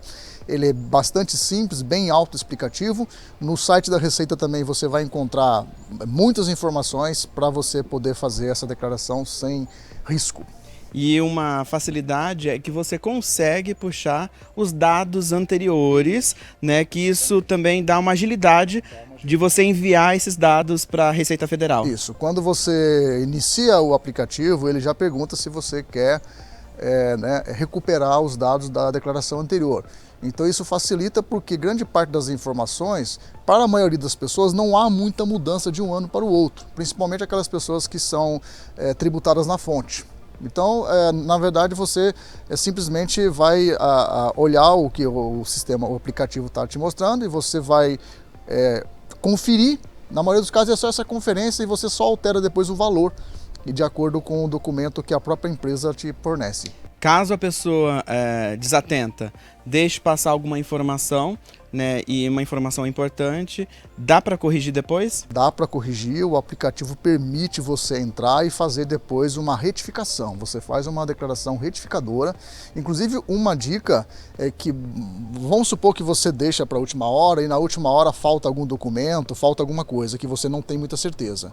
É melhor você fazer a declaração, mesmo sabendo que ela não está correta, e depois você faz uma retificação. É melhor fazer assim do que não fazer a declaração. Quem vai fazer pela primeira vez, o que precisa ser declarado? Rendimento, né, do trabalho acima deste valor, rendimento de financeiros, por exemplo, ações, rendimento de CDB, imóveis, né, automóvel. Normalmente, no próprio aplicativo, você tem lá os itens que você precisa declarar. Então, o próprio aplicativo já vai te indicando propriedades, imóveis, se você tem ou não tem, por exemplo, previdência privada, se você tem ou não tem aplicação. O próprio banco te fornece no final do ano essa declaração. Então, e as empresas também. Empresas também. Se você é tributado na fonte, no final de cada período tributário, você recebe esse documento que você usa. Então é importante ficar atento para isso. E propriedades, né? A cada ano você vai atualizando o valor da sua propriedade. E também, por exemplo, automóvel, assim por diante. Professor, sobre dependentes, né? Também existem dúvidas ali a respeito de repente, sogra, sogro, enteados, né? Como é que funciona essa questão de dependentes? Você pode declarar dependentes desde que esses dependentes sejam isentos, certo? E para cada dependente que você declara, você no final vai ter uma dedução, né, no valor. Normalmente os filhos que estão em idade escolar, pais, sogros, sogras ou qualquer outra pessoa que seja de fato, de forma comprovada, dependente da pessoa que está declarando a renda. Ainda temos reflexos da pandemia nessa declaração de 2023? Sim, porque a pandemia afetou muito a economia, afetou muito a renda de uma grande parte da população. Então, esta atualização da tabela, ela é importante, principalmente se levarmos em consideração esse contexto de redução da renda e de aumento da pobreza e do desemprego. Esta mudança para esse ano de 23 vai afetar principalmente, de forma positiva, as famílias de baixa renda. Então, vai ser assim, um alívio, né? Na prática, significa que as pessoas vão ter mais dinheiro no bolso, ou para gastar, ou para pagar a conta, pagar a dívida, porque outra coisa triste que aconteceu durante a pandemia, muitas famílias se endividaram para poder se sustentar, principalmente pequenos comerciantes, pequenos empresários. Então, esta redução, vamos ter aí mais ou menos um aumento de 13 milhões de pessoas que vão deixar de pagar imposto de renda. Então, vai ser um alívio importante para essas famílias. E para o governo, um alívio, né, para a população, mas impacta também na economia? No curto prazo, sim, mas vamos supor que quando você reduz a arrecadação, você deixa as pessoas com mais dinheiro disponível. Mais dinheiro disponível, mais consumo, portanto mais produção, portanto mais crescimento. Então, uma vez que uma redução na arrecadação pode ter um efeito positivo sobre o crescimento, um maior crescimento, portanto, pode também resultar numa maior arrecadação. Então, uma dedução fiscal hoje pode representar um aumento da arrecadação amanhã, caso essa dedução fiscal tenha esse efeito multiplicador na economia. Seria um incentivo. Seria um incentivo. Além do mais, o governo, quando faz esse tipo toma esse tipo de medida, isso é feito com muito cuidado, com muito planejamento, para tentar compensar a perda aqui no imposto de renda com outros tipos de impostos. Agora, se fosse, né, para dar uma dica valiosa, né? Além de, claro, não deixar de fazer a declaração, que dica o senhor daria para o pessoal que está acompanhando aqui Na Ponta do Lápis? A dica é principalmente em relação ao prazo. É muito comum no Brasil as pessoas deixarem isso para a última hora e às vezes na última hora, no último minuto, você descobre algo que você precisa informar e você não consegue acessar aquele documento. Então, quanto antes, porque normalmente você tem aí 2 meses de prazo para fazer isso. Quanto antes você fizer, melhor, porque você tem tempo de fazer a retificação, tem tempo de consertar. Então, essa é uma dica importante aqui para quem vai declarar pela primeira vez. Professor, muito obrigado pela participação aqui no Na Ponta do Lápis. Eu que agradeço. E olha só, você aí de casa, então não perca o prazo, que vai até 31 de maio.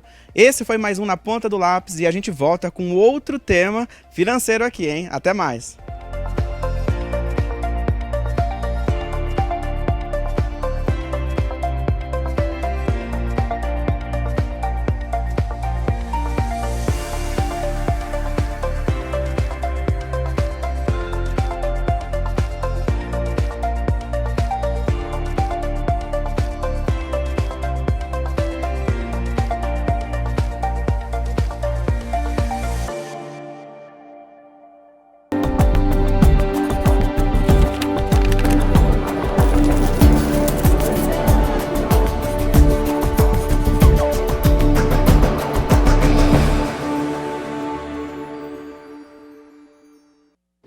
A cidade de Campinas e outras cidades aqui da região têm convivido com as fortes chuvas neste ano de 2023.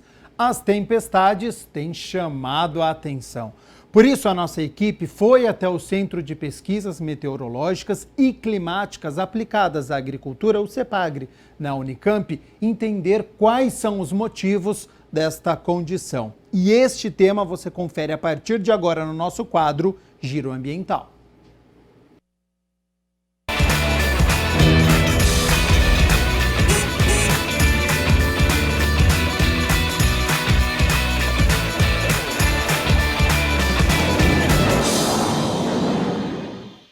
E hoje o Giro Ambiental é aqui de dentro do CEPAGRE.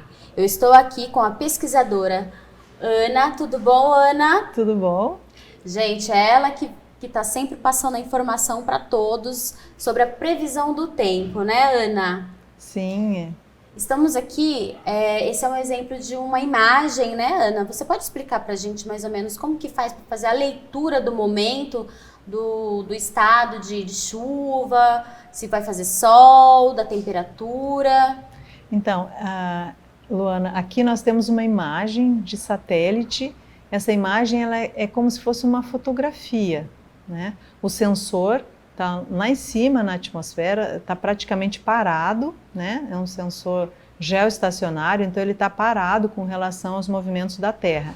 E ele fica fazendo imagens aí a cada 10 minutos de várias partes do globo. Aqui nós temos então uma imagem que mostra para nós o Brasil, a América do Sul, né? E nós podemos ver a situação do momento, onde que está chovendo, aonde que não está. Na verdade, não que ele mostre onde está chovendo, mas aonde temos nuvens e essas nuvens mais intensas, nuvens mais carregadas. Então a gente vê essa fotografia do momento. Falando em momento, ultimamente aqui no nosso país, né, está havendo muito desastre natural por conta das chuvas, do volume de água, dos temporais. Por exemplo, aqui na nossa cidade de Campinas, é muito quente durante o dia. Chega no finalzinho da tarde, vem aquele temporal de arrastar carro, né, infelizmente até ocasionar tragédias. Você sabe explicar o porquê o que está tendo, o que é esse fenômeno? Então, nós podemos explicar, inclusive eu mostro as imagens, eu acho que fica um pouco mais didático para entendermos. O que nós temos verificado, né, durante esse verão? Então, nós observamos aqui no estado de São Paulo uma quantidade de nuvens. Então, esse colorido que nós observamos ali na imagem é um colorido que está mostrando para nós chuvas, né, muitas nuvens. E lá no norte do país também, ali no Oceano Atlântico Norte, também muitas nuvens. Então, o que está acontecendo? Há um transporte de umidade e calor ali do norte do país, né? E até mesmo aqui do Oceano Atlântico Norte. Então, há um transporte de umidade e calor do norte do país e muitas vezes associado a frentes frias que chegam do sul do país. Então, quando isso acontece aqui sobre o estado de São Paulo, sobre a nossa região, chove e é isso que nós temos verificado. Mas, além das frentes frias chegarem, também temos condições da atmosfera propícia, porque muitas vezes essas chuvas têm ocorrido de forma torrencial, muito localizada, com danos, né, por conta do impacto dessa chuva, esse alto volume de chuva num curto espaço de tempo que cai sobre a cidade. Então a cidade pavimentada, né, ela sofre o impacto dessa chuva muito forte, essa força, e acaba destruindo asfalto, destruindo pontes e até mesmo os alagamentos que a gente tem observado. E como essas chuvas vêm de uma forma muito intensa, muitas vezes elas estão associadas a temporais. No verão, calor, né? Tendo calor e umidade, nós temos potencial para temporais, né? E dentro dos temporais nós podemos ter as chuvas intensas, ventos fortes, granizo, né? São fatores que podem ocorrer durante uma tempestade. E é isso também que a gente pode ter todos os fatores, inclusive raios, descargas elétricas. Quanto maior é o potencial, quanto maior a nuvem, quanto mais intensa for essa nuvem, quanto maior a chuva, né, maior é a chance de que nós termos também os raios. O que ocasiona os raios? Então, os raios, eles estão muitas vezes associados a esses temporais, né? Os raios são as descargas elétricas. A nuvem, né, quando ela vai se formando, a agitação entre as moléculas, as gotículas de água, né, e elas vão se agitando, há uma agitação, correntes de vento ascendente e descendente na atmosfera, parte que sobe, né, parte que desce, né, e elas vão sendo suportadas, né, e vão cada vez subindo mais na atmosfera em níveis mais altos. Né? E quanto mais a gente vai subindo na atmosfera, mais frio, né? Nessa primeira camada, né, aqui da atmosfera, mais frio vai se tornando, né, essa camada. Então essas gotículas de água que vão se atritando e vão subindo por conta das correntes de vento que vão levando essas gotículas cada vez para maiores altitudes, elas vão se tornando muitas vezes cristais de gelo e continuam se atritando, correntes ascendentes, correntes descendentes. Então esse atrito gera essas cargas elétricas, cargas positivas e cargas negativas. Então parte dessas cargas elétricas vão muitas vezes se depositando na base da nuvem. E a nuvem carregada, ou positivamente ou negativamente, ou seja, com cargas elétricas, ela tende a ser atraída pela superfície da Terra, que também está carregada positivamente ou negativamente. Então essas cargas elétricas, elas tendem a se atrair, né? As cargas opostas tendem a se atrair, e aí gerando então essa descarga elétrica. E muitas vezes a gente escuta o barulho, né, e o clarão, ou melhor, a gente primeiro vê o clarão e o barulho, o estrondo, né, por conta da velocidade da luz, então a gente enxerga o clarão e logo em seguida ouve, né, o estrondo. Quanto mais próximo estiver aquele relâmpago, aquele clarão, desse estrondo que é o que a gente escuta, que é o ar, ele se desloca tão rapidamente que gera esse barulho, né? Então é isso que é a descarga elétrica, né? Então quando vem da nuvem para o solo ou do solo para a nuvem, né? Ou às vezes pode ser de nuvem para nuvem também, muitas vezes a gente vê no horizonte, né, se deslocando assim. Então essa descarga ela ocorre de nuvem para nuvem, porque elas também estão carregadas com cargas opostas, né? E essa descarga, esse deslocamento rápido do ar, né, carregado com uma energia muito intensa, muito poderosa, ele acaba que ele pode provocar altíssimas temperaturas e queimar. Ana, existe alguma forma de evitar ou diminuir esses temporais, assim, os temporais, né, esses dilúvios que vem acontecendo no nosso planeta, no nosso país, esses desastres naturais? Tem alguma forma, alguma coisa que até que a gente possa estar fazendo para evitar, para poder diminuir isso? Existe? Bom, os temporais, eles ocorrem de uma forma natural. O que a gente pode é reduzir os riscos, da exposição a esses riscos. E aí são políticas públicas a longo prazo ou de forma mais imediata, que vem, por exemplo, desde um planejamento de áreas, né, evitar que as pessoas morem nessas áreas de alto risco, né? A questão também da construção das cidades próximas às margens, quer dizer, no passado foi assim, né? Muitas cidades estão às margens dos rios, então tem áreas de altíssimo risco, né? Então essas áreas podem ser estudadas e de alguma forma essas pessoas serem retiradas, saírem dessas áreas de risco, né? Você se expõe menos. E os alertas, né? Que é uma coisa que está muito agora sendo discutido, a questão dos alertas, né? Então, os alertas por meio de sirenes, por meio de avisos, né? Da Defesa Civil. Então, são questões que estão sendo discutidas porque nós precisamos olhar para esses eventos que vêm ocorrendo de uma forma mais frequente e intensa, em decorrência das mudanças climáticas, do aumento das temperaturas do planeta. Então, esses temporais, esses desastres naturais, eles têm como ser previstos, né? Previstos, sim. Nós temos nós temos os modelos numéricos, né? Então, a gente pode simular as condições futuras, questões de horas, de dias, né? Para tentar identificar. São fenômenos muitas vezes previsíveis. Alguns não são, com um tempo suficientemente adequado para os tomadores de decisão fazerem alertas e retirar as pessoas, né? Mas sempre existe a possibilidade do alerta, né? E isso faz com que as pessoas sejam avisadas. Nós precisamos trabalhar também uma cultura dos desastres, dos eventos, da previsão. Existe todo um trabalho importante para ser feito aí nos próximos anos para a gente reduzir os riscos, que sejam pelo menos da exposição das pessoas no sentido de perderem suas vidas em situações tão trágicas. Muito obrigada, Ana, foi um prazer ter você hoje aqui no Giro com a gente. Obrigada por esclarecer e tirar as dúvidas do pessoal de casa. Muito obrigada, eu que agradeço a oportunidade, Luana. Então tá bom. E é isso, até a próxima.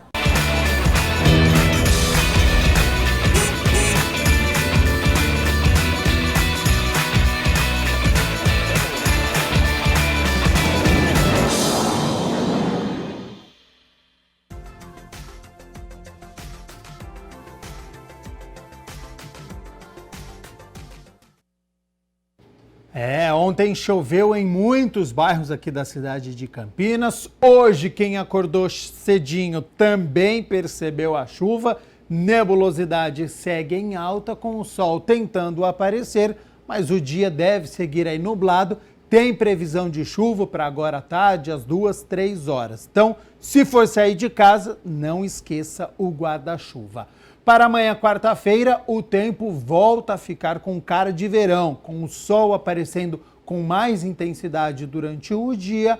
À tarde, nebulosidade aumenta e pode cair aquela chuva de verão forte e rápida.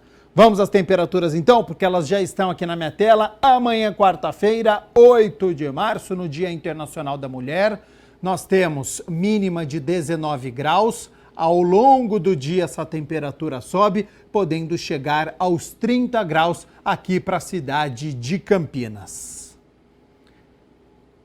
1h mais 51. Muito obrigado pela sua companhia, pela sua audiência. O Câmara Notícia fica por aqui, mas eu tenho um convite a fazer a você, viu? Continue aqui na nossa programação, porque daqui a pouco, às 3 horas da tarde, tem o nosso programa de saúde ao vivo. Então continue aqui na TV Câmara Campinas e nos vemos amanhã. Até lá. Tchau, tchau.